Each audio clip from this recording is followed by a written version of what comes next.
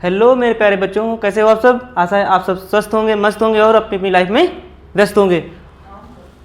तो स्वागत है आपका अपने प्यारे चैनल टुडे ट्यूटोरियल पर। बच्चों, हम लोग क्या पढ़ रहे थे? हम लोग सेल चैप्टर हम पढ़ रहे थे और उस चैप्टर को हम लोगों ने क्या कर लिया था, पूरे तरीके से कंप्लीट कर लिया था।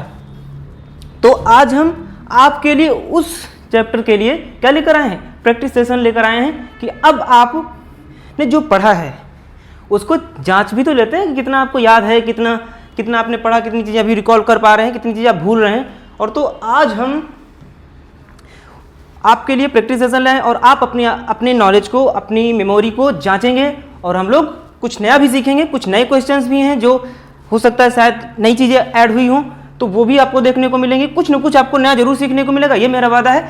तो शुरू करते हैं। और पीछे की क्लासेस अगर आप पढ़ के आए हैं तो आप इस क्वेश्चन में सारे क्वेश्चन कर ले जाएंगे। ये मेरा वादा है, क्योंकि अगर आपने मन लगा के पढ़ाई करी है तो। अगर आपने नहीं पढ़ा है तो आप पढ़ के आइए, सारी क्लासेस करके आइए, फिर ये सेशन लगाइए, फिर आपको बड़ा मजा आने वाली है कि देखिए कितना अच्छा लगेगा कि यार हम तो सारे क्वेश्चन कर ले जा रहे हैं पूरा चैप्टर से। और एक क्वेश्चन बोर्ड एग्जाम में आपका ये चैप्टर लॉन्ग में तो देता ही देता है, शॉर्ट में भी आपको क्वेश्चंस मिलते हैं। तो शुरू करते हैं और अपनी जर्नी को। और आज हम लोग प्रैक्टिस सेशन सबसे पहले क्या करेंगे कि ऑब्जेक्टिव क्वेश्चंस रखे हैं हमने कुछ, जिसको हम यहाँ सॉल्व करा देंगे, आपको उनके आंसर्स बताएंगे, उनके सॉल्यूशंस हैं। और उस दिन आपको कुछ क्वेश्चंस हमने लॉन्ग आंसर दिए हुए हैं जो आपको क्या है, खुद से करने हैं। वो मैं नहीं कराऊंगा अभी, बाद में मैं कराऊंगा आपको, जब आप उन क्वेश्चंस को लिखिएगा और उनके आंसर्स को भी लिखिएगा। तो उतना काम है आपको कि क्या करना है, उनको आपको वो लास्ट में करना है। तो शुरू करते हैं अपनी क्लास।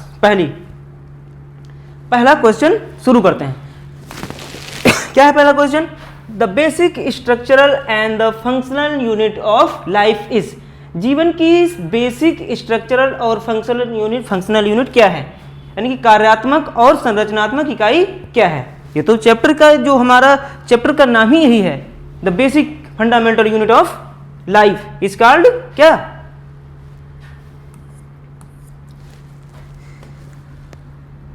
क्या है? सेल। क्या नाम है उसका? सेल, कोशिका। यही तो था, यही चैप्टर हम पढ़ के आए। तो ये तो आप कर ही ले जाएंगे, अगर पढ़ के आए तो पता है कि कोशिका पढ़ रहे थे, उसके क्वेश्चंस कर रहे हैं। तो क्या हो गया? सेल।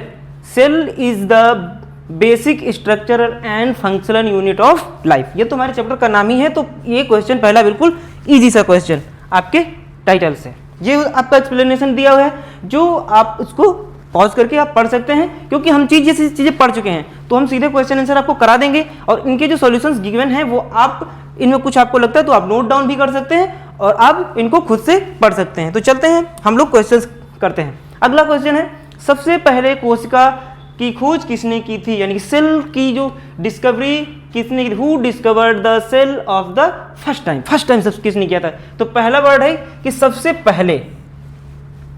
तो सबसे पहले हमने बताया था कौन था? Robert Hooke.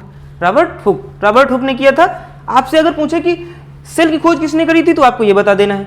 आपको डेड सेल पूछे तो किसने करी थी? डेड सेल भी इन्होंने ही करी थी। अगर आपको लिविंग सेल पूछ दे, जीवित कोशिका, तो किसने करी? बता सकते हैं आप? जीवित कोशिका किसने खोजी थी बताइए? तो ये तो पढ़ाया हुआ है। कौन था ये? Antony von Leeuwenhoek. अगर देखो यहां से क्वेश्चन थोड़ा सा ट्विस्ट कर देगा, आप थोड़ा सा फंस जाएंगे। आपसे सिर्फ पूछे कि discovery of cell, Robert Hooke. Dead cell पूछे, रॉबर्ट हुक। अगर आपसे क्वेश्चन में लिविंग सेल दिया है तब आप रॉबर्ट हुक नहीं, एंटोनी वॉन लीवेनहॉक को क्लिक करेंगे। ठीक है, तो आपको ध्यान रखना है। तो इस क्वेश्चन का आंसर क्या है? Robert Hooke. ठीक है, आगे चलते हैं। वही आंसर गिवन है। रॉबर्ट ने सबसे पहले 1665 माइक्रोस्कोप के उपयोग से लकड़ी के कार्क में एक देखा था। तो वही चीजें लिखी हुई हैं जो हम लोग पढ़ के आए हैं। आप उनको देख के देख सकते हैं और पढ़ सकते हैं, आप नोट डाउन भी कर सकते हैं। आते हैं तीसरे क्वेश्चन पर। क्या एनिमल सेल की सबसे बाहरी परत कौन सी होती है? एनिमल सेल की आउटर मोस्ट लेयर कौन सी होती है? तो दो सेल होती, जंतु कोशिका और एनिमल कोशिका जो हो गई, और कह ले जो प्लांट सेल हो गई।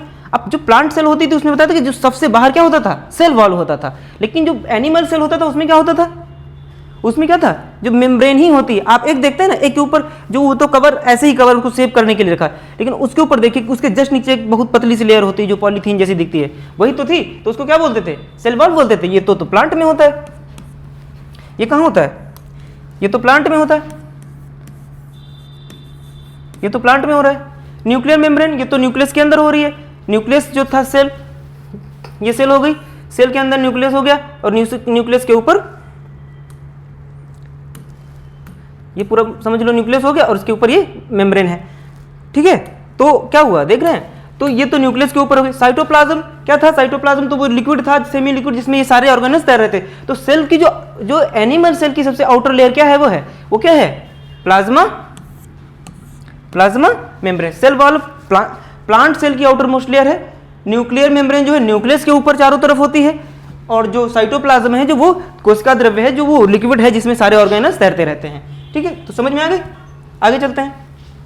आंसर गिवन है, प्लाज्मा मेम्ब्रेन आंसर है। और एनिमल सेल्स में प्लाज्मा मेम्ब्रेन बाहरी परत के रूप में यह सेल के अंदर बाहर पदार्थों की आवाजाही को रोकती है। वो तो चीज़ें हम पढ़ चुके हैं, तो ज़्यादा चीज़ें हम एक्सप्लेनेशन हम आप पढ़ लेंगे, हम आपको सीधे आंसर करवाते हैं और वहाँ जो बेसिक चीज़ें हैं वो हम आपको बताते चलते हैं। अगला question, cell wall is present in, यानी कि सेल वॉल जो होती है कोशिका भित्ति, वो कहाँ पाई जाती है। अभी पीछे बता क्या है कि जो प्लांट सेल है उसमें पाई जाती है। तो केवल जंतु कोशिका में नहीं, प्लांट सेल में।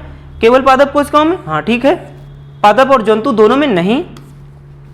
केवल बैक्टीरिया में नहीं। अब एक चीज क्वेश्चन कभी भी देखना, कहीं अगर ये वर्ड मिले केवल, केवल और केवल, तो इसको देखना कि जब भी वो क्वेश्चन 90% चांस होते हैं कि वो क्या होगा, रॉन्ग होगा वो क्वेश्चन, उसके रॉन्ग होने के चांस ज़्यादा होते हैं। ठीक है, वो सही नहीं हो सकता।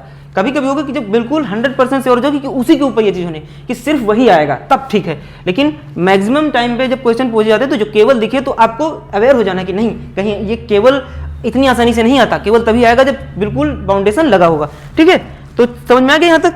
अगला क्वेश्चन, इसका क्वेश्चन टिक कर दिया, हाँ क्या है ये, plant cells only, plant cells में केवल पाए जाते हैं क्या, सेल वॉल। सेल वॉल सिर्फ प्लांट सेल्स में, ये तो हम पढ़ेंगे, केवल पादप कोशिकाओं में। ठीक, सेल का कंट्रोल सेंटर क्या है, the control centre of the cell. Cell का कंट्रोल सेंटर कौन है बताइए, साइटोप्लाज्म में, माइटोकॉन्ड्रिया, न्यूक्लियस या राइबोसोम्स। तो साइटोप्लाज्म काम क्या था, ये तो वही लिक्विड था, सेमी लिक्विड, जिसमें सारे ऑर्गेन्स तैरते थे। तो क्या ये कंट्रोल करता था पूरी सेल को, नहीं। न्यूक्लियस, माइटोकॉन्ड्रिया क्या करता था, ये तो एनर्जी के लिए काम करता था, कंट्रोल नहीं करता है। राइबोसोम्स क्या कर रहे थे, प्रोटीन बनाते थे।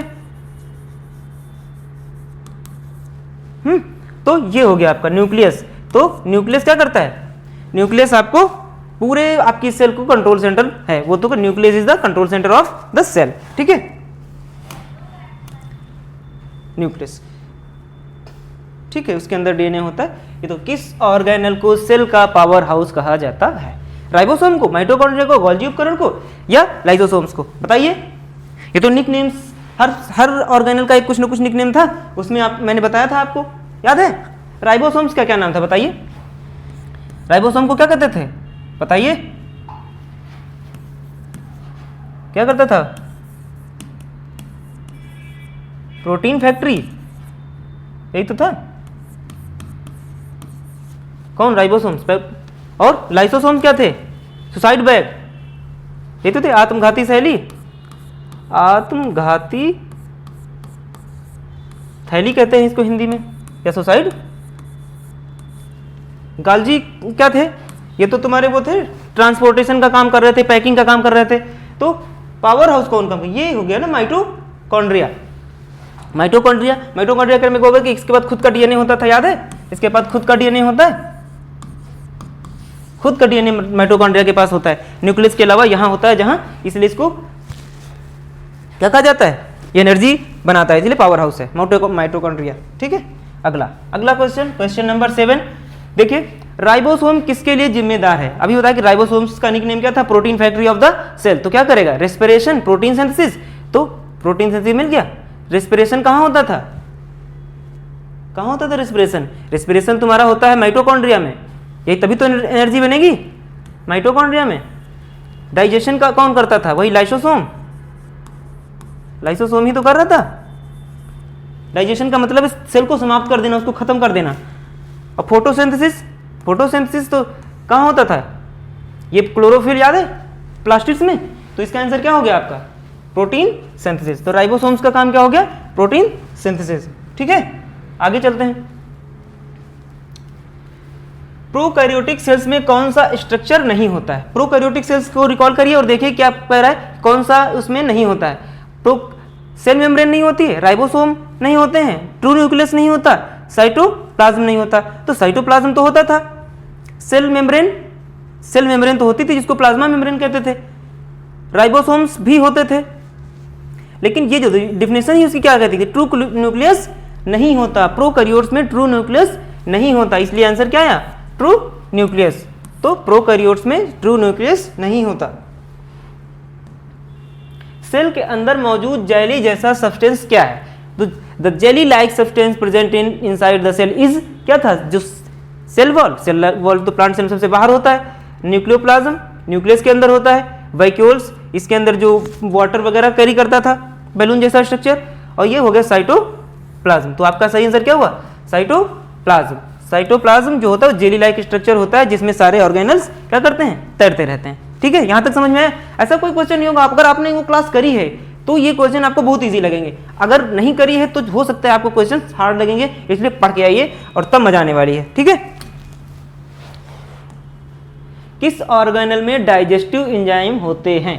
अब बताइए, गोल्जी में होते हैं, Golgi apparatus, lysosomes, mitochondria, chloroplast. Chloroplast क्या था, ये तो कलर के लिए था ना, क्लोरोफिल होता था इसमें। गोल्जी पैकिंग के लिए पैकिंग करता था, माइटोकॉन्ड्रिया एनर्जी देता था, जो लाइसोसोम्स थे क्या वो क्या थे, सुसाइड बैग्स थे। जो सुसाइड कर रहा है तो उसको, इसका मतलब उसके अंदर कुछ तो मारने लायक होगा, वो क्या करेगा, डाइजेशन कर देगा, सेल को दूसरे जो सब्सटेंस है उनको डाइजेस्ट करने की एबिलिटी होगी, तभी तो उसके अंदर, तभी उसको सुसाइड बैग कहा जाता है कि उसके पास कुछ चाकू तलवार तो है नहीं कि मार देगा। इसलिए डाइजेस्टिव एंजाइम कहाँ होंगे, आपके लाइसोसोम्स में। कहाँ होंगे, लाइसोसोम्स में। ठीक है, चलते हैं। सेलेक्टिवली परमेएबल मेम्ब्रेन है, सेलेक्टिवली बताया था कि सेलेक्टिव मतलब मेम्ब्रेन जो होती थी वो जो प्लाज्मा मेम्ब्रेन थी या जो एनिमल के ऊपर जो सेल मेम्ब्रेन होती है वो सेलेक्टिवली परमेएबल होती है, मतलब अर्धपारगम्य होती है, मतलब कुछ चीज़ों को आने देती है, कुछ चीज़ों को नहीं आने देती है। जो चीज़ें जरूरी हैं वो आती हैं, जो जरूरी नहीं है उनको वो रोक के रखती है। तो क्या है, plasma membrane. Cell wall selectively permeable नहीं, ये हो गया तुम्हारा plasma membrane. Nuclear membrane selectively permeable होती है बट सेलेक्टिवली नहीं होती है, क्योंकि इसके अंदर भी छेद होते हैं, होल पोर्स जो अंदर जाने देते हैं न्यूक्लियस के अंदर, लेकिन सेल वॉल के अंदर भी होते हैं बट सेल वॉल के अंदर चीजें सेलेक्टिवली नहीं जाती हैं, सब कुछ जो कुछ एयर और वो चीजें चली जाती हैं आराम से। साइटोप्लाज्म तो पता ही है आपका, जो लिक्विड जैसा सब्सटेंस होता है। तो plasma membrane is a selectively permeable. ठीक है, ये डिसाइड करती कौन अंदर आएगा, यही तो था वॉचमैन या gatekeeper of the cell, इसी को तो कहते हैं। तो सेलेक्टिव यही तो करेगा किसको आना है किसको नहीं आना है। ठीक है, प्लाज्मा मेम्ब्रेन। प्लाज्मा मेम्ब्रेन सिर्फ चुने हुए सब्सटेंस को ही सेल में अंदर आने या जाने की अनुमति देता है। ठीक है, तो चीजें आई समझ में, आ रही है मजा ना? अगर आप पढ़ के आए हैं तो आपको बहुत मजा आ रही होगी, और क्योंकि ऐसे क्वेश्चंस हैं, इतने इजी क्वेश्चन ऐसे पेपर में आते हैं, बिल्कुल आप पेपर देखोगे आप खुश हो जाओगे, लेकिन आपको पढ़ के जाना होगा। आपने अगर ईमानदारी से सारी क्लासेस करी हैं तो बिल्कुल खुश होकर जाइए, पेपर में ऐसे ही करके ऐसे क्वेश्चन आएंगे और आप करके चलें।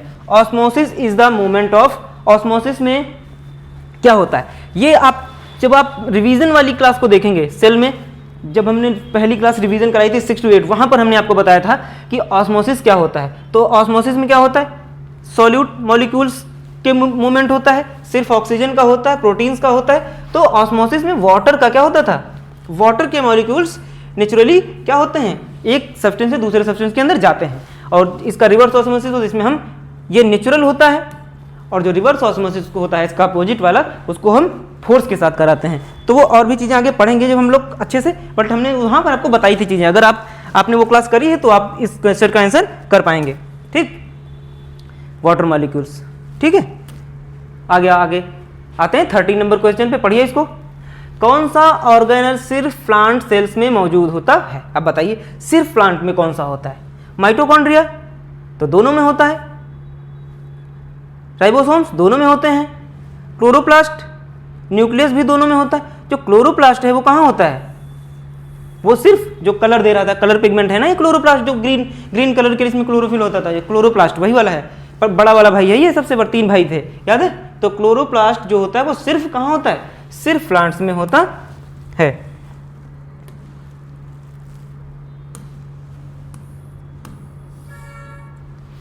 ठीक, ऐसे रखो।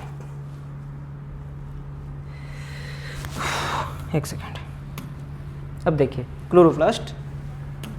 अगला क्वेश्चन, वैक्यूल्स के चारों ओर की मेम्ब्रेन को क्या कहा जाता है? ये क्वेश्चन करिए आप लोग। अब आया मजा? देखिए क्वेश्चन कि ये क्वेश्चन जब अच्छे एग्जाम्स में आया हुआ क्वेश्चन है, जो हो सकता है हमने आपको ना भी बताया हो, ये कुछ अलग सा है आपके सिलेबस के बाहर का, लेकिन कोशिश करिए, कर ले जाएंगे, क्योंकि जो पढ़ा है उसको तो करिए। देखो आपको पता था कि प्लाज्मा मेम्ब्रेन क्या थी? बताइए, प्लाज्मा मेम्ब्रेन क्या थी? प्लाज्मा मेम्ब्रेन में जो सेल के चारों ओर वाली थी, जो सेल के चारों ओर कवर था, वो क्या था? प्लाज्मा मेम्ब्रेन था, जो प्रोकैरियोट्स में होती थी। सेल वॉल्व क्या थी? प्लांट सेल में आउटर, इसके ऊपर भी, इसके भी ऊपर एक लेयर, इसके ऊपर भी एक लेयर होती है ऐसे ग्रीन कलर की, याद है? Cell wall. तो ये तो हो गई क्या, वैक्यूल्स की बात कर रहा है। न्यूक्लियर मेम्ब्रेन क्या होती थी? ये तुम्हारा हो गया, ये तुम्हारा न्यूक्लियस हो गया, ये तुम्हारा न्यूक्लियस हो गया, और इसके ऊपर एक और, ये तुम्हारी जो हो गई, ये एक और में इसके ऊपर होती है, ये हो गई न्यूक्लियस मेम्ब्रेन हो गई। तो देखिए ये तो क्या हो गई, ये तो न्यूक्लियस के ऊपर, ये प्लाज्मा मेम्ब्रेन कहाँ हो गई? सेल के ऊपर हो गई। सेल वॉल्व कहाँ हो गई? सेल, प्लांट सेल में हो गई कि सबसे ऊपर वाली ये, और न्यूक्लियस मेम्ब्रेन न्यूक्लियस के चारों ओर हो गई। तो वैक्यूल्स के ऊपर कौन बचा? यही वाला तो बचा। देखिए ऐसे का आंसर होता है, कभी कभी आपको, आप नहीं भी पढ़े होते हैं लेकिन आपको आंसर मिल जाते हैं। तो ये चीज ध्यान रखना है आपको कि कैसे आंसर्स कैसे करने हैं, ठीक है? तो सही आंसर क्या है? टोनोप्लास्ट। देखो आपने ये पढ़े हैं ना, इनके बारे में देखिए, इनके बारे में ये कहाँ कहाँ मिलते हैं। अगर इनका आंसर आपको पता है, इनमें से कुछ है तो करिए, नहीं तो जो बचा वो उसका आंसर, ठीक है? तो आई समझ में चीजें, कैसे इस क्वेश्चन का आंसर मिला, ऐसे आंसर करते हैं। ये होती है स्मार्ट स्टडी। आपको अपने जो आपको पता वो तो करिए, ये अब डरना नहीं है कि यार तो मैंने पढ़ा ही नहीं, ये तो मेरे आउट ऑफ सिलेबस है। कुछ सिलेबस आउट ऑफ नहीं था, बस आपसे पूछा जा रहा था कि थोड़ा सा कि आपने इन चीज़ों को अच्छे से पढ़ा है कि नहीं पढ़ा है। अगर इनको पढ़ा होगा तो इसके बारे में भी कर ले जाओगे, ठीक है? आ रही है ना मजा? ये हो गया टोनोप्लास्ट। कौन सा सेल ऑर्गेनल प्रोटीन को मॉडिफाई और पैकेज करता है? पैकेजिंग का किसका था याद है? पैकेज, यहां से पकड़ो इसको, पैकेजिंग कौन कर रहा था बताइए? लाइसोसोम्स क्या करते थे? सुसाइड बैग थे। न्यूक्लियस क्या थे? डीएनए वगैरह जेनेटिक इंफॉर्मेशन को कैरी करते हैं। राइबोसोम्स क्या थे? प्रोटीन बनाते थे। प्रोटीन बनाते थे, मॉडिफाई नहीं कर रहे हैं। गालजी, अब ये आता है आंसर आपका सही वाला, ये था ना, ये गोल्जी अपैरेटस, जो ये पैकिंग करता था और ये क्या करता? छटनी करता है। मॉडिफाई करने का मतलब वो कि छटनी करना कि कौन किसको कहाँ चाहिए, सारी चीजें, छोटी चीजें किसको कितनी क्वांटिटी में चाहिए उस हिसाब से पैकेजिंग करता है, ठीक है? तो Golgi apparatus is a right answer, ठीक है? तो यही काम करेगा, प्रोटीन को मॉडिफाई करेगा, फैट को मॉडिफाई करेगा और फिर उनको पैकेज करके जहां जिसको जरूरी होगी वहां सप्लाई कर देगा, फॉरवर्ड कर देगा, इंपोर्ट एक्सपोर्ट जो भी करना है कर देगा, ठीक है? आ गए एंडोप्लाज्मिक रेटिकुलम, जिसको हम लोग शॉर्ट में क्या बोल रहे थे याद है? इसको क्या बोल रहे थे? ER बोलते हैं ना, एंडोप्लाज्मिक रेटिकुलम, याद है? रफ स्मूथ, याद है दोनों? एंडोप्लाज्मिक रेटिकुलम इसमें किस में मदद करता है बताइए? एंडोप्लाज्मिक रेटिकुलम हेल्प्स इन किस में? मटेरियल का ट्रांसपोर्ट करता है। तो ट्रांसपोर्ट कौन करता था? अभी देखो, सिर्फ सेल डिवीजन करता है नहीं, सिर्फ ओनली आ गया, ओनली वर्ड आ जाएगा तो आपको ध्यान रखना है, नहीं उसको थोड़ा सा डाउट में रखना है। एनर्जी का प्रोडक्शन, ये तो माइटोकॉन्ड्रिया कर रहा था। कौन कर रहा था? माइटोकॉन्ड्रिया करता था। कौन? एनर्जी का प्रोडक्शन, फोटोसिंथेसिस, ये क्लोरोप्लास्ट हेल्प कर रहा था, क्लोरोप्लास्ट। ये हो गया, ये इसका हो गया। डिवीजन में तो न्यूक्लियस हेल्प करता है ना, न्यूक्लियस का काम होता है। कौन हेल्प कर रहा था? डिवीजन में तो न्यूक्लियस इंपॉर्टेंट होता है। कौन हेल्प कर रहा था? तो कौन बचा? देखिए ये हो गया, ये हो गया, तो कौन? यही तो बचा।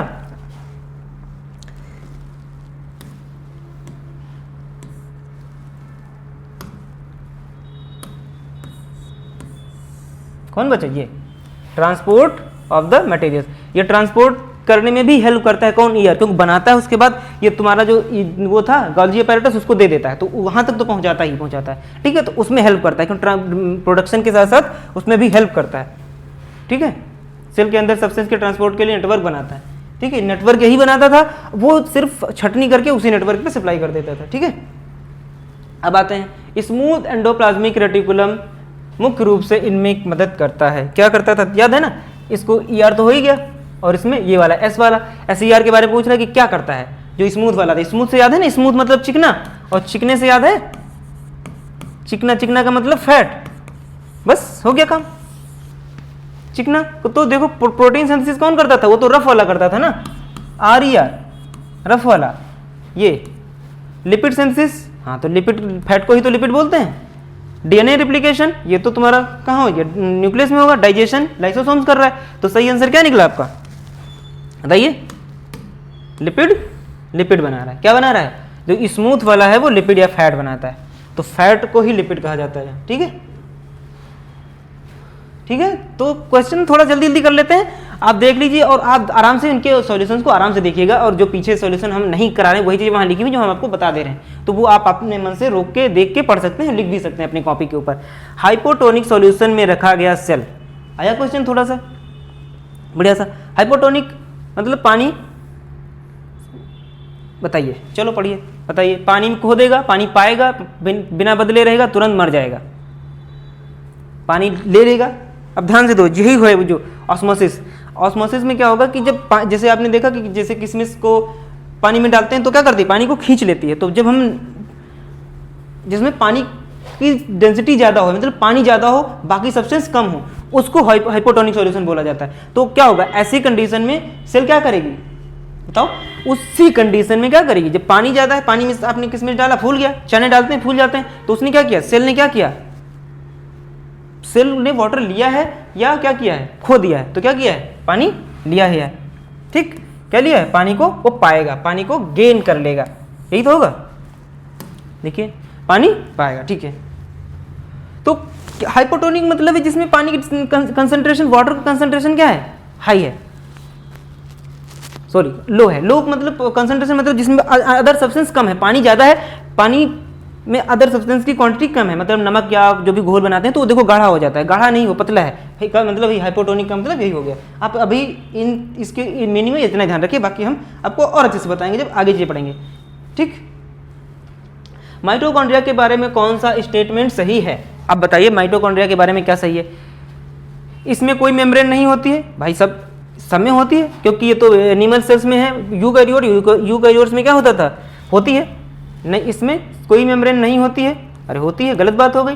यह सिर्फ प्रोटीन बनाता है, प्रोटीन तो कौन बना रहा था, राइबोसोम्स और या रफ एंडोप्लाज्मिक रेटिकुलम, ठीक।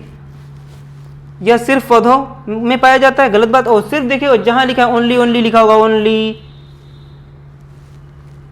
इट्स फाउंड ओनली, तो आपको बहुत ध्यान से पढ़ना है। ओनली वर्ड तो बहुत ही आपको डाउट करता है कि ओनली सिर्फ कहीं और भी हो सकता है, ठीक। तो इसमें एक चीज क्या थी, इसके अंदर खुद का क्या होता था, DNA होता था।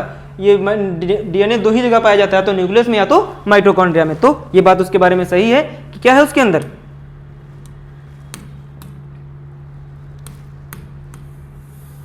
अपना DNA, it contains its own DNA, इसके पास खुद का DNA एक होता है, ठीक है। आइए आगे चलते हैं आगे। अकॉर्डिंग टू सेल थ्योरी, अब सेल थ्योरी पे आ गई क्वेश्चन कि सेल थ्योरी के बारे में क्या है, क्या है कहती है, देखो सेल थ्योरी, सिर्फ पौधे सेल से बने होते हैं, only plants are made of, only word है, ध्यान से पढ़िएगा फिर से स्टेटमेंट को, कि ओनली पौधे, जो पौधे के जो होते हैं वही सेल से बने होते हैं। क्यों, एनिमल्स नहीं सेल से बने होते क्या, एनिमल्स भी तो सेल से ही बने होते हैं, गलत हो गई बात। सभी जीवित सेल से बने होते हैं, ये तो बात सही है। आगे चलते हैं, देखते हैं और कुछ सही है। सेल नॉन लिविंग स्ट्रक्चर होते हैं, अरे ये तो लाइफ ही दे रहे हैं, ये भी गलत बात हो गई। ये तो लिविंग स्ट्रक्चर होते हैं, नॉन लिविंग कैसे, ये वर्ड आ गया गलत। सेल रिप्रोड्यूस नहीं कर सकते, क्यों नहीं कर सकते, कल हमने पढ़ा था ना कि रिप्रोडक्शन कैसे हो रहा है, जो माइटोसिस मायोसिस, ये भी गलत हो गया। तो सही क्या हुआ, बी वाला स्टेटमेंट सही हुआ, जिसमें क्या हुआ, ये वाला कि सभी जीवित सेल्स, यही तो थ्योरी कहती है कि सभी जो जीवित जीव हैं वो सेल से बने होते हैं। 3 पॉइंट से तीनों याद है, एक रोडोल्फ विर्चो ने एक थर्ड वाला जो जोड़ा था वो आप बताइए कमेंट में, ठीक। चलिए सभी जीवित सेल, हाँ तो हो गया, ठीक। अब आ गए, अब क्वेश्चन थोड़ा सा अलग टाइप के क्वेश्चन है।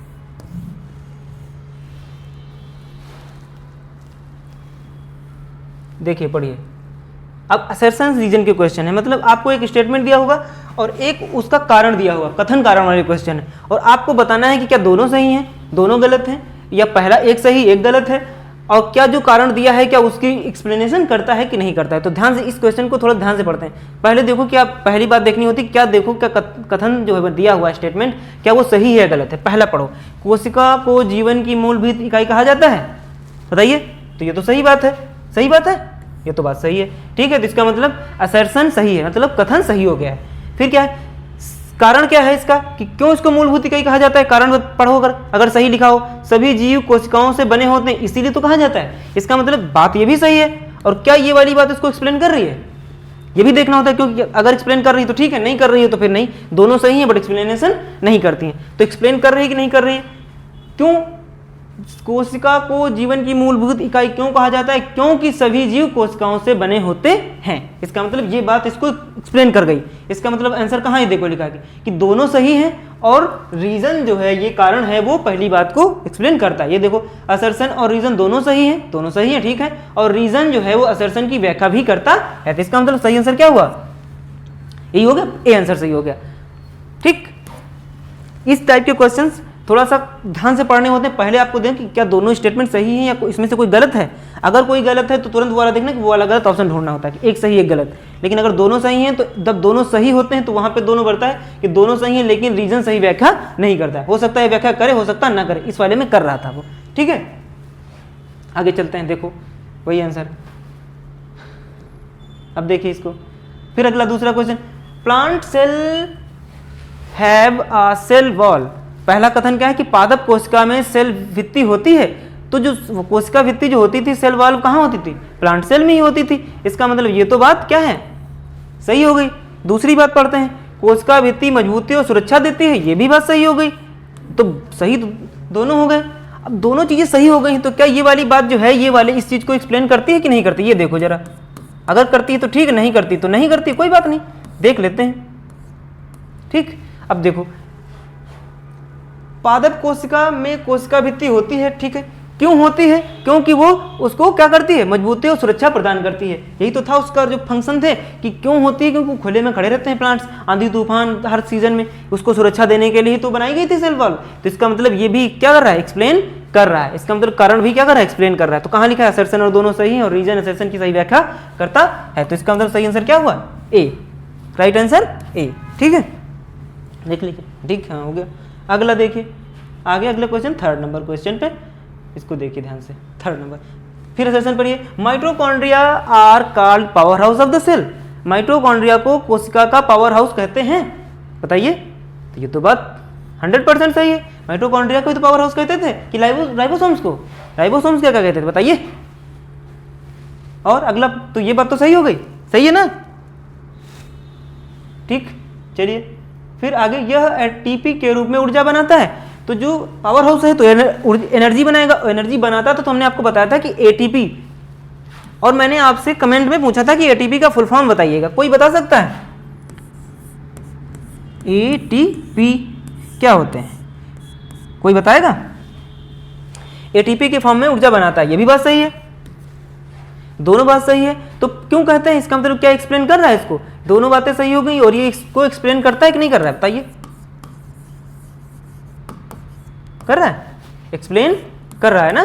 क्यों पावर हाउस कहते हैं, क्योंकि वो एटीपी के रूप में ऊर्जा बनाता है। जैसे ही इसको पढ़ो फिर इसको पढ़ो, क्यों ये कर रहा है, तो क्यों कर रहा है। अगर ये बात वहां पे सेट बैठ जाए तो समझ लो बात सही है। अगर ये बात सेट ना बैठे, ये पढ़ो और पूछो क्यों पावर हाउस क्यों कहते हैं, तो क्यों कहते हैं, क्योंकि वो क्वेश्चन तुरंत पूछो, कथन को क्वेश्चन से पूछोगे तब पता, ये क्यों कहते हैं पावर हाउस, क्यों इसलिए कहते हैं कि वो ऊर्जा बनाता है, यही तो है, इसीलिए तो कहते हैं। इसका मतलब ये बात एक्सप्लेन भी कर गई, सही तो थी, ठीक है। आगे समझ में, तो एक्सप्लेन कर रही है, इसका मतलब इसका भी आंसर क्या होगा, answer number A. Assertion and reason दोनों सही है और रीजन असर्शन की सही व्याख्या करता है। असर्शन रीजन को यहाँ कारण लिख दोगे, कारण, अगर हिंदी वाले बच्चे, कारण और इसको कथन। कारण जो है वो कथन की व्याख्या करता है, कारण ही हमेशा व्याख्या करता है। इस बात को 100% कि हाँ ये सही है, तो क्यों सही है, तो ये बात बताए क्यों सही है। आप वहां गए तो क्यों गए, तो यहाँ लिखा है कि क्यों गए, ठीक है।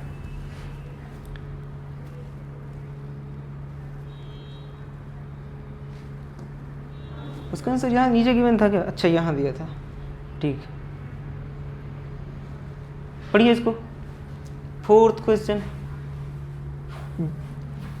जंतु कोशिका में सेल वॉल नहीं होती है। Animal cell do not have a cell wall. जंतु कोशिका में सेल वॉल नहीं होती है, बताइए। तो ये तो प्लांट सेल में होती थी, नहीं होती। तो ये बात सही लिखी हुई है कि नहीं सही लिखी है? कि नहीं होती है, ठीक है। केवल पौधों को कठोर सहारे की आवश्यकता होती है, बताइए। एनिमल सेल्स को कठोर सहारे की जरूरत तो थी नहीं, क्योंकि अगर सहारे की जरूरत होती तो उसने सेल वॉल दी होती है हमको। हमारी बॉडी के अंदर जो सेल के अंदर सेल मेम्ब्रेन और ऑर्गेनल्स जो हैं वो वैक्यूल्स वगैरह वो ज़्यादा होते हैं और वो रिजिडिटी दे देते हैं। बट यहाँ पर क्या है, ये सिर्फ पेड़ों को ही सहारे की जरूरत है, क्योंकि वो सीधे खड़े रहना है उनको। हम देखो हमारी बॉडी फ्लेक्सिबल ज़्यादा है, उनकी उतनी फ्लेक्सिबल नहीं है, और वो कठोरता कौन दे रहा है? Cell wall. तो केवल पौधों को ही कठोर सहारे, हाँ सही है, दोनों बातें सही हैं। और तो इसी वजह से जंतु कोशिका में, कि इसकी वजह से, क्योंकि उसको जरूरी ही नहीं है, एनिमल्स को जरूरी नहीं है क्या, सहारे की जरूरत नहीं है, तो सेल वॉल भी नहीं है। तो इसी वजह से तो ये बात नहीं। इसका मतलब ये भी क्या हुआ, ये भी बात सही लिखी हुई है, और आंसर नंबर यही हो जाएगा इसका भी। समझ, यही ऑप्शन दे रखे हैं। फिर हो गया, न्यूक्लियस कोशिका की गतिविधियों को नियंत्रित करता है। न्यूक्लियस कोश, हमने अभी जस्ट पढ़ा था कि कौन, जब हमने अभी ऑब्जेक्टिव पढ़े थे उसमें भी आया था क्वेश्चन ये कि जो पूरी सेल को कंट्रोल कौन करता था, सारी एक्टिविटीज को, तो न्यूक्लियस ही तो करता था। इसका मतलब ये बात सही लिखी हुई है। फिर इसमें डीएनए पाया जाता है, ठीक है, ये तो बात सही लिखी हुई है, ये भी सही है। डीएनए की वजह से ही, क्योंकि डीएनए ही बाद में रिप्लिकेट होता है। तो क्या ये एक्सप्लेन कर रही है,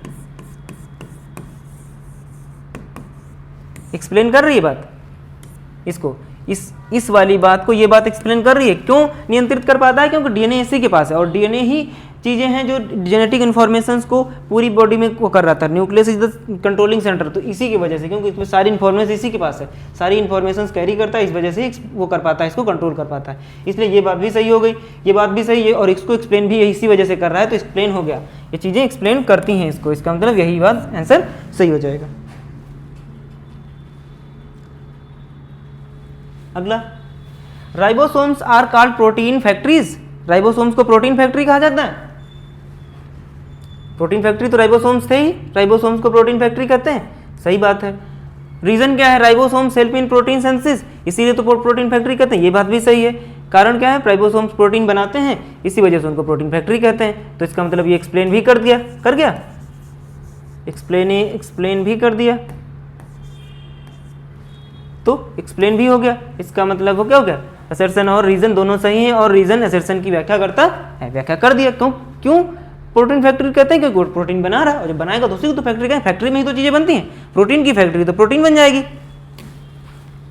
7th, अब देखिए, prokaryotic cell have a true nucleus. Prokaryotic जो सेल्स थी उनके पास, कह रहा है कि क्या प्रोकैरियोटिक सेल्स में वास्तविक न्यूक्लियस होता है, बताइए।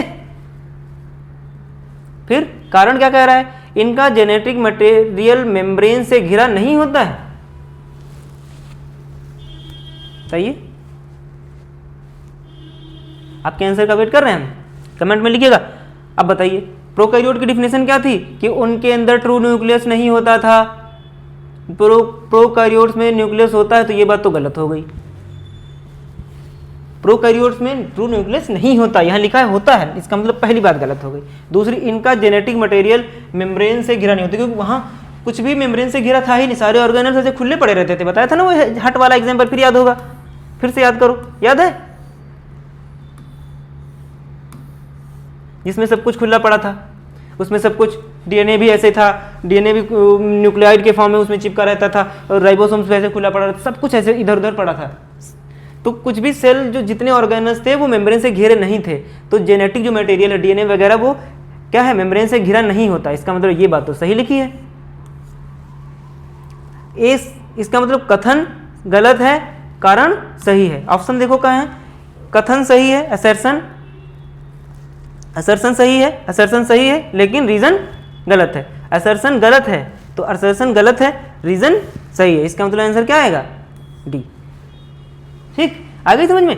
कैसे करना है क्वेश्चंस को कि आप देखिए जो वहां लिखा है वही आंसर ढूंढ लीजिए। एक्सप्लेन करने की बात ही नहीं है, क्योंकि पहला कथन कारण ही गलत हो गया, कथन ही गलत हो गया, तो एक्सप्लेन क्या करेगा ये जब गलत है, ये बात ही गलत लिखी हुई है, तो इसकी तो बात ही नहीं आएगी। दोनों सही कैसे हो जाएंगे? एक्सप्लेन तभी करेगा जब क्या होगा, दोनों सही होंगे। जब दोनों चीजें सही हो जाएंगी तब एक्सप्लेनेशन बने। अगर एक गलत हो गया है तो फिर आपको शुरू के दो ऑप्शन अपने आप कट जाते हैं, इन दोनों में से नहीं हो सकता कोई भी। ठीक है, अब आ गए, अब आपके लिए होमवर्क है और ये क्वेश्चंस आपको घर से करने हैं, अपने आप से लिखने हैं और हमें भेजने हैं। और हमारे टेलीग्राम चैनल पर, या आप इसमें स्टार्टिंग में जब क्लास है और लास्ट में हम इसको टेलीग्राम चैनल आपका दे देंगे, लिंक डिस्क्रिप्शन में दे दिया जाएगा लिंक टेलीग्राम का, वहाँ आप इसको लिख के भेजिएगा। ये 2 से 3 नंबर वाले क्वेश्चंस हैं जहाँ पे आपको एक शॉर्ट टाइप आंसर है, 2 से 3 लाइन में आंसर लिखने हैं। पहला क्वेश्चन क्या है, कोश का क्या है, अब आपको बढ़िया से करने हैं। इनकी खोज किसने की, कोश का सिद्धांत के मुख्य बिंदु क्या है, कोश का सिद्धांत याद है, 3 पॉइंट थे, 2 किसने दिया था पहले ये बताइए, किसने दिया था कोश का सिद्धांत? स्लाइडेन एंड स्वान ने, बाद में रोल विर्चो ने तीसरा पॉइंट जोड़ा था। 3 पॉइंट हैं, तीनों पॉइंट आपको यहाँ लिख देना है, बस आंसर आपको 3 नंबर मिल जाएंगे, 2 से 3 नंबर अलग अलग अलग। कोश का क्या है, उसकी खोज किसने की, ये तो आपको पता है, अभी करके आए। प्रोकैरियोटिक और यूकैरियोटिक कोशिका में अंतर लिखे, ये आपको जो पहली क्लास हम लोग सेल स्टार्ट करा था उसी में पढ़ा था कि सेल और उसमें दोनों में डिफरेंस। उसके बाद हमने ऑर्गेनल्स पढ़े थे, तो सेल की जो पहली क्लास थी उसमें ये चीज़ें आपको मिली पढ़ी होंगी। न्यूक्लियस के कार्य लिखिए, न्यूक्लियस के कार्य क्या थे, कल हमने जो मायोसिस माइटोसिस पढ़ा था, न्यूक्लियस का ही सब कुछ काम तो था, डीएनए कैरी कर रहा है, जेनेटिक इन्फॉर्मेशन कैरी कर रहा है, ये सब चीज़ें लिखनी है। माइटोकॉन्ड्रिया को कोशिका का पावर हाउस क्यों कहा जाता है, ये भी बात लिखनी है आपको, और बस 2 लाइन में लिख देना है आंसर, आपको 2 नंबर आपके पक्के। ठीक, आगे देखिए और देखिए आगे फिर write the function of the cell, cell membrane के कार्य लिखिए, सेल मेम्ब्रेन के काम लिखिए, साइटोप्लाज्म क्या है उसके बारे में आपको लिखना है और उसके काम लिखने हैं। सब कुछ बढ़िया से पढ़ा है हम लोगों ने, इतने अच्छे से पढ़ा है कि आप 2 नंबर के आपसे कह दे तो आप लॉन्ग आंसर लिख दो, लिख दोगे कि नहीं लिख दोगे? एक एक ऑर्गेनल को हमने ऐसे बढ़िया से किया है। और प्रैक्टिस करिएगा थोड़े से, कुछ ऑर्गेनल्स की प्रैक्टिस भी कर, मैं बता दूंगा किनकी किनकी। न्यूक्लियस बनाना सीख ले, पूरी सेल एक रफ बनाना सीख लीजिए जिसमें कुछ चीज़ें तो दिखा पाओ। आप न्यूक्लियस बना दो, उसमें राइबोसोम्स बना दो, ईआर बना दो, तो जिससे क्या होगा, कभी कभी पूछ देता है कि आप उसका ग्राफ बना दीजिए, और आप अगर कलरफुल बढ़िया से अच्छा बना के आएंगे तो बिल्कुल फुल में फुल मार्क्स मिलने वाले हैं। तो आपको थोड़ी सी ड्राइंग आती है तो करिए, और अपने आंसर्स को इन्हेंस करने के लिए जैसे ही आपका एग्जामिनर कॉपी खोलेगा लगेगा यार कितना बच्चे ने अच्छा कितना अच्छा लिखा है, तो अच्छा लिखने के लिए अच्छा पढ़ा है आपने तो अच्छा कर पाएंगे। आप लिख तो दोगे, उसके साथ थोड़ी सी ड्राइंग वगैरह भी करते रहेंगे, तो जो हमने ग्राफ्स बनाए हैं, जो इमेजेस बनाई हैं, वहाँ पे वो चीज़ें करें। पादप कोशिका में सेल वॉल क्यों होती है, अभी पढ़ के आए क्यों होती है, उसको स्ट्रेट खड़ा करने के लिए, ये सब चीज़ें। क्रोमोसोम्स क्या होते हैं, ये बात हमने आपको बताई कि जेनेटिक इन्फॉर्मेशन को कैरी कर रहे थे, जो बाद में क्रोमोसोम्स सिस्टर गैमेट्स, याद है ना सब, क्रोमैटिड्स में टूट रहे थे जब मायोसिस मायोसिस पढ़ रहा था, उनका काम क्या था, यही सब था। फिर क्या था, लाइसोसोम्स के काम क्या थे, सुसाइड बैग है ये, यही तो है सुसाइड बैग, ये वाला। ठीक, फिर आ गया, अब आ गए लॉन्ग आंसर टाइप क्वेश्चन। यहाँ इनको देखिए, ये क्वेश्चंस आपको कम से कम 80 से 100 वर्ड्स में लिखने हैं, एक बढ़िया से एक पेज में पूरा लिखिएगा कम से कम, और बढ़िया से लिखिए, अच्छा से लिखिए, ज़्यादा लिखने की कोशिश करिए। अभी ज़्यादा लिख के चलिए, फिर एग्जाम में थोड़ा जितना बोले उतना लिख के आएंगे। अभी देखिए क्या पहला क्वेश्चन, चित्र सहित कोशिका की संरचना का वर्णन कीजिए। आ गया, देखो वही बात, चित्र सहित बनाना है, एक आपको सेल बनानी है। कोशिश जब अगर वो दे कि कौन सा बनाओ, एनिमल प्लांट कुछ भी बना लो, आप दोनों की प्रैक्टिस करके रखना, क्योंकि हो सकता है कि वो नाम दे के ही बोल दे, तो आपको फिर वही बनानी पड़ेगी, क्योंकि सेल वॉल्व प्लांट सेल में होती है, एनिमल में नहीं होती, तो आपको सेल वॉल नहीं बनानी। ठीक है, तो चित्र सहित बनाना है, कोशिका संरचना का वर्णन करना, तो सारी पूरा एक इमेज बनानी है, फिर उसके सारे ऑर्गेनल्स के बारे में लिख देना है। विभिन्न सेल ऑर्गेनल्स और उनके काम समझाइए। देखो कितना अच्छा क्वेश्चन, कितने ऑर्गेनल्स हमने पढ़े और कितने अच्छे से पढ़े हैं, और आपको लग रहा है ये तो सब है, कितने सारे माइटोकॉन्ड्रिया, सब पे 2-2 लाइन लिख दोगे पूरा पेज भर जाएगा आपका। पादप कोशिका और जंतु कोशिका में अंतर, प्लांट सेल और एनिमल सेल, बस ऑर्गेनल्स का ही डिफरेंस, उनके फंक्शनिंग आप आराम से कर लोगे, जो उसमें नहीं पाया जाता उसमें पाया जाता, वही डिफरेंस। कोशिका की खोज का वर्णन कीजिए, कैसे हुई थी, वो पहली क्लास में जब रॉबर्ट हुक के बताया था कैसे उन्होंने करी थी, उसके बारे में आपको लिख देना है। कोशिका सिद्धांत को विस्तार से समझाइए। ये देखिए क्वेश्चन कैसे, तो वो तीनों लोग स्लाइडेन एंड स्वान और उनके बारे में पूरा आपको लिख देना है। ठीक है, फिर अगला क्वेश्चन है 6th question, describe the structure and the functions of plasma membrane. Plasma membrane की संरचना और उसके काम बताइए। प्लाज्मा मेरिट सेलेक्टिवली परमेबल थी, सेलेक्टिव गेट कीपर बोला जाता था, वॉचमैन बोला जाता था उसको, तो किस चीज़ को आने देती थी, किसको ने डबल लेयर्ड होती, प्रोटीन फास्फोलिपिड से बनी होती थी, ये सब चीज़ें याद हैं आपको? अगर याद हैं तो आप यकीन मानिए आप एग्जाम में फाड़ के आने वाले, बिल्कुल छाप देंगे कॉपी में। अगर आपको नहीं याद है तो आप पढ़ के आइए, कोई बात नहीं, अभी शुरुआत इनिशियल फेज है, आराम से करेंगे, मजा आएगी। अगर आपने वो चीज़ें पढ़ी हुई हैं तो बहुत बढ़िया, अच्छी बात है, और आपको याद है तो आप मजे करने वाले हैं। जाइए और जाके एग्जाम में लिख के चले आइए। कोशिका को, अगला क्वेश्चन 7 देखिए, जीवों में कोशिका के महत्व को समझाइए। क्यों कोशिका है तो आप बताइए, सेल को लाइफ दे रही है, ये सब चीज़ें, सेल डिवीजन होगा, नई प्रोडक्शन के लिए, ग्रोथ के लिए, इनकी सब चीज़ें की जरूरत है ना। न्यूक्लियस की संरचना और कार्य लिखिए। न्यूक्लियस के बारे में पूछा गया, न्यूक्लियस के काम लिखिए और उसकी संरचना कैसी है बताइए। न्यूक्लियस बना होता है, उसके ऊपर मेम्ब्रेन होती है, उसके अंदर न्यूक्लियर डीएनए और क्रोमोसोम्स सब पाए जाते हैं, वो सब आपको लिख देना है। फिर क्या, explain the difference between prokaryotics and eukaryotic. ये देखो आगे, ये भी क्वेश्चन से जिस पहली क्लास में हमने पढ़ा था वो शॉर्ट में था, यह थोड़ा सा लॉन्ग, ज़्यादा चीज़ें लिखनी है। प्रोकैरियोट यूकैरियोट इतना डीप में पढ़ा है, ट्रू न्यूक्लियस नहीं होता, ट्रू न्यूक्लियस होता है, यही सब तो चीज़ें थी। फिर क्या था, what is the division, cell division, last वाली कल वाली क्लास का ये से क्वेश्चन है कि सेल डिवीजन क्या है और इसका इंपॉर्टेंस क्या है। बहुत अच्छे से मैंने कल वाली क्लास में, जिसने भी कल वाली क्लास अच्छे से करी होगी, इस क्वेश्चन को वो 4 पेज में लिख देगा। माइटोसिस मायोसिस की प्रोसेस के फेजेस लिख दो, आप समझा के आओगे, उसके इमेजेस बना के बढ़िया से, तो बड़ा मजा आएगी। बाकी आप आराम से इस क्वेश्चन को लिख पाओगे अगर आपने कल वाली क्लास अच्छे से करी है। तो ये हो गई आपकी प्रैक्टिस सेशन, और ये क्वेश्चंस आप लिख के लाइएगा, और हमने आपको गाइड कर दिया है जिससे क्या करना है, और लिख के आप हमारे उस पर लिंक पे डिस्क्रिप्शन में मिल जाएगा टेलीग्राम का, उस पर आप भेजिएगा और लिखिएगा खुद की कॉपी, और लिखने की कोशिश करिए। आपने जो पढ़ा है वीडियोज़ को देखिए और फिर बिना देख के अभी कॉपी नहीं करना, आपको पहले पढ़ना है फिर लिख देना है। देखिए कितना कर पा रहे हैं, कितनी चीज़ याद कर पा रहे हैं, ठीक है। तो आज यहाँ से अब हम सेल चैप्टर को ख़त्म करते हैं और एंट्री करेंगे नेक्स्ट चैप्टर टिश्यू में। और आप सबको उम्मीद है चीज़ें समझ में आएंगी। कुछ क्वेश्चन आपको चीज़ें नहीं देखने को मिली, क्वेश्चन भी आपको करा दिए गए हैं, इनसे बाहर कुछ नहीं आने वाला। आप अगर इतना आपने पढ़ लिया है, मैं आपसे कहता हूँ कि सेल चैप्टर अब कहीं जाके पढ़ने की ज़रूरत नहीं है, ठीक है। आप बिल्कुल निश्चिंत हो जाइए और जाइए पढ़िए और जाके एग्जाम में लिखाइए, ठीक है। तो ठीक है, रखते हैं इतना ही। और ये हमारी जो ऑफलाइन जो कोचिंग्स हैं, वहाँ जहाँ से हम लोग आपकी क्लास ले रहे हैं, वहाँ पर हमारी ऑफलाइन सेंटर भी है, जहाँ बच्चों के लिए अच्छे इन्वायरमेंट में अच्छे जो क्लासेस हैं, वहाँ जो ऑफलाइन बच्चे लखनऊ के आसपास के वो ज्वाइन कर सकते हैं और आके यहाँ पर अपनी क्लासेस, जो डेमो क्लासेस लेके आप देख सकते हैं कि कैसा इन्वायरमेंट है। हमारे पास सारी फैसिलिटीज़ हैं, लाइब्रेरी है, वहाँ बच्चे बैठ के पढ़ते हैं, सब सारी फैसिलिटीज़ हैं। स्मार्ट रूम तो आप देख ही रहे हैं, यहाँ भी अब जब जरूरत होती थी यहाँ, और वहाँ हमारे क्लासरूम्स अच्छे हैं। आप आके ज्वाइन करिए और देखिए, जब आपको समझ में आए, टीचर्स अच्छे लगे, आप ज्वाइन करिए। बाकी आप डेमो ले सकते हैं, जिसको जो भी इंटरेस्टेड है वो आके यहाँ एक बार विजिट जरूर कर सकता है। और ये हमारा एड्रेस है, और डिस्क्रिप्शन में सब कुछ ऐड कर दिया जाएगा, टेलीग्राम वगैरह, जहाँ आपको आज के क्वेश्चन के आंसर करने हैं। तो पढ़ते रहिए, प्रैक्टिस करिए, क्योंकि ज़रूरी ये है कि आपने कितना पढ़ा और एग्जाम में कितना। अब ये क्लास आपने करी, इसके क्वेश्चन अगर आपने कर लिए तो फिर कुछ और पढ़ने की जरूरत नहीं है। इसलिए पढ़ाई में कंटिन्यूटी, एक के बाद एक स्टेप्स बाय स्टेप्स चढ़ते रहते हैं और धीरे धीरे हम आगे की तरफ बढ़ जाएंगे। तो पढ़ते रहिए, खुश रहिए, मस्त रहिए, अपने स्वास्थ्य का ध्यान रखिए, और उम्मीद है आपको सब कुछ नया सीखने को मिला होगा, बड़ा मजा आई होगी। और इसी के साथ हम ऐसे ही मज़े के साथ, एंजॉयमेंट के साथ आगे चीज़ें करते रहेंगे और आपको नई चीज़ें सीखते रहेंगे आप लोग, और आगे एग्जाम्स में अच्छा करेंगे। थैंक यू सो मच हमारी क्लास को अंत तक देखने के लिए, और शेयर करिए अपने ज़्यादा से ज़्यादा लोगों को, अपने जानने, अपने फ्रेंड्स, अपने फैमिलीज में जो इससे जुड़ पाएँ और उनको भी इस चीज़ का बेनिफिट मिल पाए। Thank you, take care, bye bye, love you.